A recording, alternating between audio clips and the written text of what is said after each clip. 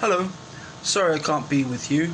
I'm here in the UK, but I'd like to talk to you today about the paper I've written on translations of the Bible from by Dutch missionaries into Formosan languages, Faverlang and Siraya. I'm looking in particular at how two biblical texts were translated, the Lord's Prayer from the Gospel according to St. Matthew and the Ten Commandments from Exodus chapter 20. And the focus is really on how the Dutch missionaries overcame or tried to overcome the cultural and linguistic differences between their culture, the Judeo-Christian Dutch culture of the 17th century, and the indigenous Formosan culture, which until the 17th century knew nothing of the European culture from which the Dutch came. So just a little bit of background, and then I'll look at some specific examples. The Dutch East India Company arrived in Taiwan in 1624. They established a base. They called it Fort Zeelandia. It's close to modern-day Tainan. Initially, they had no intention of engaging with the indigenous Formosans. They wanted to trade with China and also with Japan, but for a number of reasons, they did begin to engage with the local Formosans, particularly the Siraya, who lived in villages close to their base at Fort Zeelandia, and two early missionaries, Dutch missionaries, Georgius Candidius and Robertus Junius, spent many years in Taiwan learning the Siraya language and then translating texts into Siraya, and we'll look at how they did that in a minute. The other case I want to look at is of translation into Faverlang. The Faverlang people lived to the north of the Siraya in modern-day Zhuanghua County, near present-day Hubei, and they were quite a fearsome tribe, and for one reason or another again, the Dutch engaged with them, and it was in some sense part of their program of pacifying the Faverlang that they began to proselytize them. And one missionary in particular, Jacob Vertrecht, translated several Christian texts into Faverlang as part of that proselytizing process. So that's a bit of background, and just to sort of finish that story off, in 1662 this activity came to an end when Genghis Khan attacked and defeated the Dutch. It is thought the Christianity didn't die away straight away. We're not clear how long it survived, but what I want to talk about is the missionary activity of the Dutch between 1624 and 1662. And as I say, what's particularly interesting in this context is the way that the Dutch attempted to overcome the cultural differences between their culture and the Formosan culture. And although they were translating pristine biblical texts, they clearly felt that in some cases they needed to modify those texts in order to speak to the Formosans and overcome the cultural divide. So let's look at translation of the Lord's Prayer into Faverlang and Siraya. That begins, as we all know, in the King James Version, Our Father which art in heaven, hallowed be thy name. In the Dutch States Bible, in some sense an equivalent of the King James, the second line is Uw naam wordt geheiligd, your name be hallowed. However, the early translators into Faverlang and Siraya both said instead, let thy name be praised. which is a bit different. Praising is a bit different from hallowing, making holy.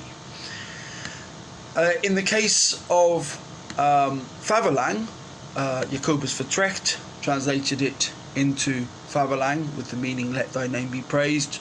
There didn't seem to be an issue.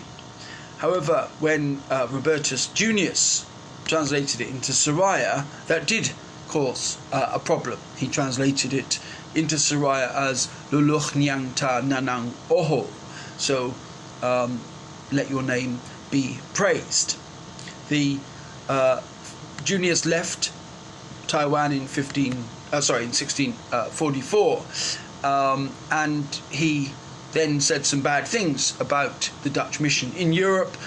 The Dutch in Taiwan got to hear of this, and they defended themselves and started to attack his translations, and they said they weren't pleased at the way he translated the second line of the Lord's Prayer. So that's one example of how things were modified, possibly because for linguistic reasons, but clearly there is a difference between praise and hallowing.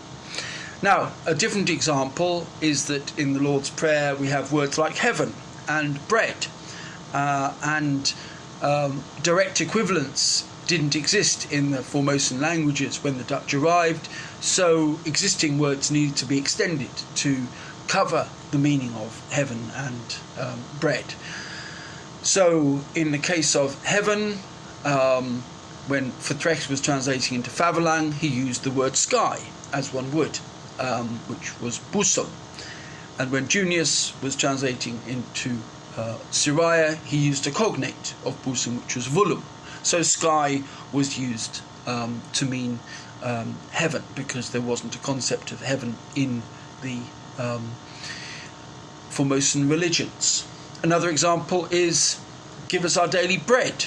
Well, there wasn't wheat bread in Taiwan at this time, so Vertrecht, when translating into Faverlang, used the word uppo, which was a people's cake made from crushed rice, which is, I guess, to be expected, but slightly different from wheat bread. In Siraya, Robertus Junius used the word food, changyang, our food, okay? And a later translator into Siraya, Daniel Clavius, used the word pau from the Greek, from the Portuguese, pau, which means bread, and that came into Siraya probably via Hokkien, a Sinitic contact variety. So we start to see, yeah, it's not so bad, is it, theologically? But clearly they needed to reuse words for these new contexts that were emerging as a result of the cultural contact. Things are obviously a bit more difficult with concepts like sin and evil. Vertrecht translates sin as kakosi, that existed already, which meant disobedience or trespass. As for evil, deliver us from evil, he used the word rapies, which was a general word for bad or evil. But interestingly, he doesn't use the word hybos. Now, this is an interesting word, because the hybos was a spirit which was at the centre, it would seem, of the Faverlang religion. But Vertrecht doesn't use hybos in the Lord's Prayer translation, but he does go to great lengths to talk about hybos in commentaries and a dialogue that he creates between a Dutchman and a Faverlanger. And clearly he feels that the key to converting the Faverlang to Christianity is to wean them off, if you like, hybos, to show that hybos is not the being that they should be worshipping, but rather the Christian God. But as I say, he doesn't use the word hybos in the Lord's Prayer, but goes to great lengths to describe it in other texts that he writes. And in the conversation between the Dutchman and the Faverlanger, he argues that hybos is in fact Satan, and hybos tempted Adam and Eve in the Garden of Eden, which led them to disobey the God of the Bible. Now, in fact, Satan doesn't appear in Genesis. Satan as a bad devil, the embodiment of evil, really only comes in the intertestamental period, and then in the New Testament, where Jesus attacks Satan, but that didn't seem to matter too much to Vertrecht. So he goes to great lengths to talk about Haibos in these other commentaries, but one problem he faced, I think, is that Haibos seemed to embody both good and evil for the Faverlang, and he basically equates Haibos with Satan, the devil. And I wonder whether that was, if you like, the right strategy, because perhaps the Faverlang didn't really understand why they should stop worshipping this being which was good and bad in their mind, and indeed partly because they were only there for a few years, but they don't really seem to have made much progress in converting the Faverlang. But clearly they thought the focus was deal with this being Haibos. And then for the last few minutes, a word on the translations of the Ten Commandments. In the translation into Faverlang, Jacobus Vertrecht modified the 10th commandment somewhat to speak to the Faverlang culture. So where we typically read "do not covet thy neighbour's ass or donkey," there's no mention of ass or donkey in the Faverlang translation, but rather marag. And from a dictionary compiled by another missionary, we learn that marag means a hare or a rabbit. So it was probably the case that the Faverlangers were more familiar with hares or rabbits than with asses, and were being told that they should not covet their neighbour's hare. As for Siraya, let's take the example of the 6th commandment: do not kill people, do not kill, do not murder. But Robertus Junius added something to that. He said, do not kill and do not commit abortion. Why? Well, it seems that abortion was a common practice amongst the Siraya. When a woman married, she didn't live with her husband, but the husband visited her at night to have sexual intercourse. Any child or baby that might emerge from that was unwanted according to their religion, and so an abortion was carried out. And it was only when the husband was old enough to stop hunting that he would then live with his wife, and she would keep her babies. The Dutch found the practice of abortion abhorrent, and so the 6th commandment there was modified to speak to that particular practice. Finally, a word about translating the word God, often a tricky thing, particularly in religions which are perhaps polytheistic, as the Formosan religions were. In Faverlang, Vertrecht used the word Deus, which is clearly related to Latin, possibly also Portuguese. And I wonder if a reason for that is that he wanted to create some distance between the God of Judeo-Christian monotheism and the gods of the pantheon of indigenous Formosans. Interestingly, Robertus Junius, when he translated in Siraya, also used Deus.